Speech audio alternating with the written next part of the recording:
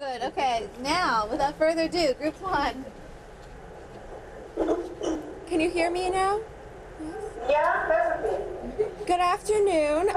My name is Allison. This is Lindsay, Laura, and Samantha, and we worked with Elena. Okay. Hi. Hi. She's here. It's good to see you. Our presentation is about the role that NGOs play in combating human trafficking throughout the world.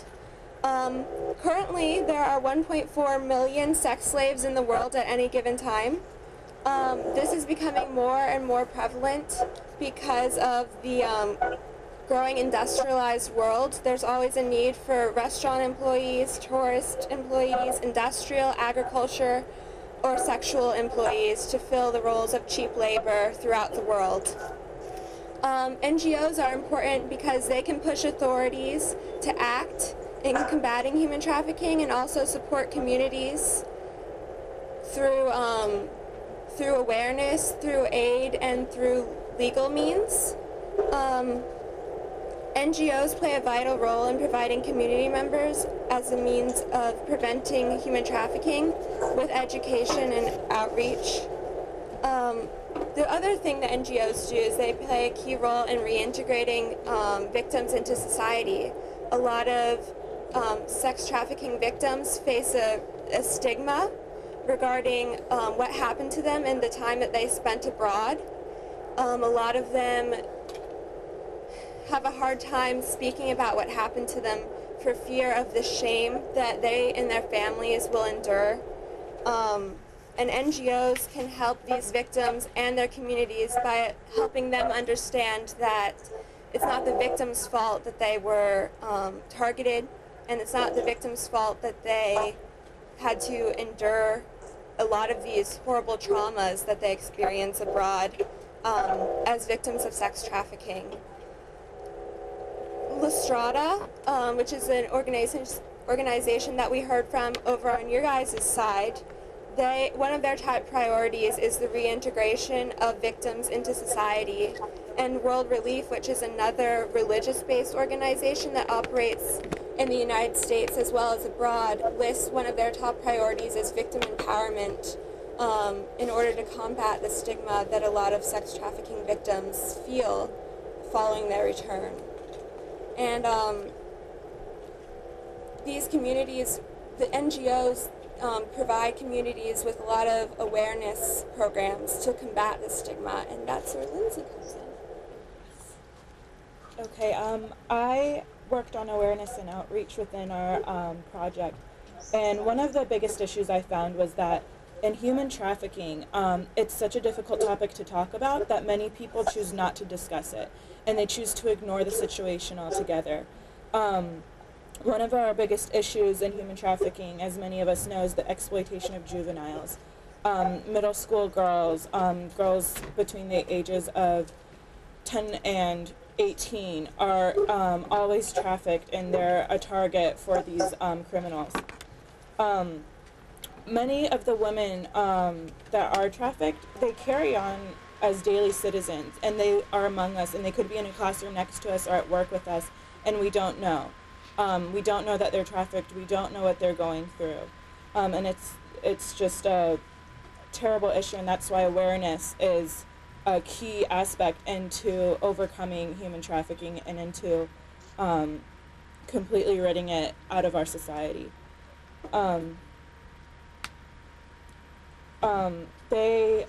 NGOs generate awareness by hosting and assisting workshops, educating communities by speaking to groups and organizations. They provide discrete handouts with like hotline numbers on them, and I actually brought one with me. I'm not sure if you can see it, but this one's from Zonta International, and it's sticky notes that you can stick on mirrors and in the bathrooms, so a woman or a victim can pick it up and call the hotline number discreetly without there being any issue. They also, these NGOs also publish statements in the media in order to get their name out and to get information out about human trafficking. And NGOs, one of their primary goals is to outreach to victims in order to provide resources and improve their social status and allow them to reintegrate back into society. Hi, my section is on how they shelter and take care of their victims and getting them back on their feet. And NGOs, they take them in. There's pre-certified and certified victims. Pre-certified is when they're first found and recognized, and they have to find the 3 elements of human trafficking. To get certified, usually they have to work with law enforcement, cooperate, and sometimes it goes to court and prosecuted if they're lucky. A lot of the NGOs, sit by their side, help them get through it, go to court with them, give them updates on what's going on. Some NGOs do not work with pre-certified. They just mainly want to stick with victims who are certified and cooperating.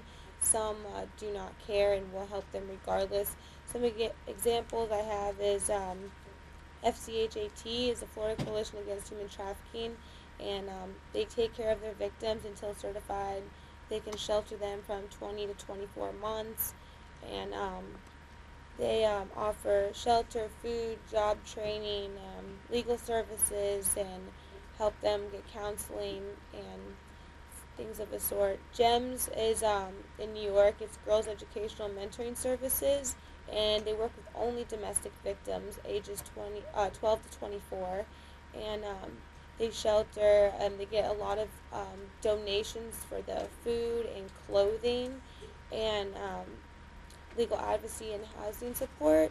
Also, Polaris Project has transitional housing program, which they house 6 clients and from 6 to 24 months, and they give them gift cards to go grocery shopping, to get things that they need, material items, and after that they help them find on their own where they're not affiliated with them at all, and will help them get them furniture, anything they need they will help them with, and that's it.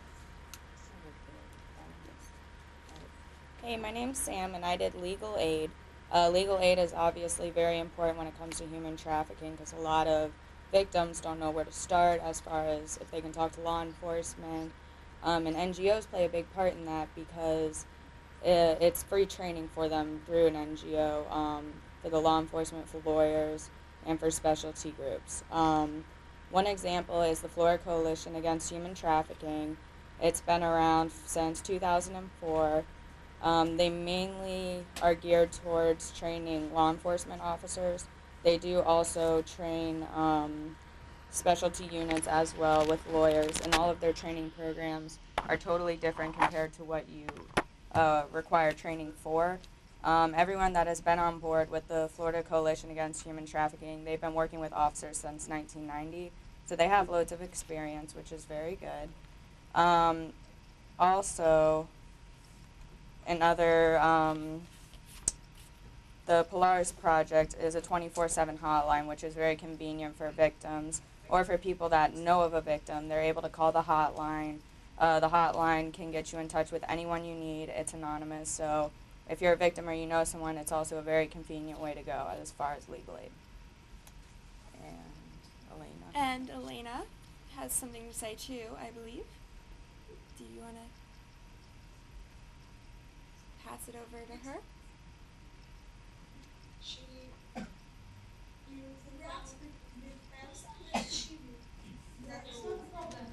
Can you just briefly say us about what La Strada is? What does it do?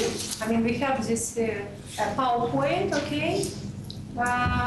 So La Strada NGO, yeah? La Strada NGO came to us, they presented for us. It's an international NGO, yeah? And we had, and it's based in 9 countries in Eastern Europe. So we had a presentation about what they do in order to enter the international cooperation, not only for country, but also disseminate information in the region, isn't it? So we have here networking, exchange, campaign, informing, lobbying, We have here cooperation on the base of training and workshop. So what they do, they try to externalize Moldovan problem, to make people aware about the fact that this problem is not only localized here. So we have to get in touch with many countries. And by the way, those 9 countries that are La Strada members are not only origin countries, the countries people are trafficked from, but also are destination countries. The, Netherlands, which one? So we have Bosnia-Herzegovina and so on. Poland, Czech Republic here in this La Strada organization. So we have a close cooperation in this network, international network La Strada. We have all the countries, transit countries, origin countries, and destinations present. So we have here a model, let's say, based on which we can consolidate international cooperation. Can you move the next slide? So we have here another NGO. It's called Medicine du Monde, international NGO, which actually is based in 16 countries. And in Moldova, this NGO is actually from 2004, and it's working in Vels, the north of Moldova. Next slide, please. And we have here what they do. Yeah, they work on why it's half slide, huh? Or is the next one?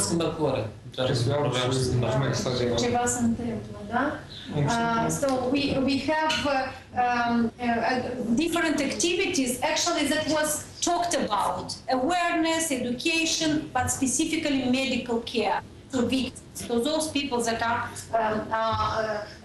have suffered. So another moment, briefly, I would like to emphasize is that the NGO help people depict victims, because it's different for a governmental agent, for public servant to depict victims. But NGO are doing it easier, and they try to support those victims in different way. Strada, for example, gives care through centers. Medicine du Monde gives care at home, and so on. So we have this possibility. I think it's enough because we're running out of time. So group 1, I think it's enough information to think about.